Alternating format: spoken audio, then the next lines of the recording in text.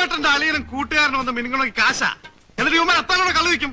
പാലിയാ cycle സൈക്കിളാ വല്ലതും പറ്റിയോ? ഇല്ല.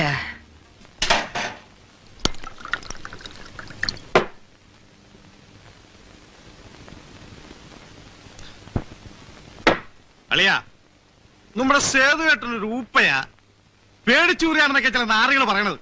അതാ പറഞ്ഞവന്റെ തന്തയായിരിക്കും. ഞങ്ങൾ പാരമ്പര്യമായിട്ട് ചങ്കൂറ്റുള്ളവരാ. എന്റെ ഒരു മുത്തച്ഛന്റെ മുത്തച്ഛൻ കൊച്ചി രാജാവിന്റെ പടത്തലവന്മാരിൽ ഒരാളായിരുന്നു. അതും പോട്ടെ, ഈ ജോസിനെ അവന്റെ ആളുകളെയും പപ്പടം പോലെ പൊടിക്കാൻ ഞാൻ മാത്രം മതി. പക്ഷേ തിരിച്ചു വന്ന തലകൊയ്യൂന്നാ പറയണേ.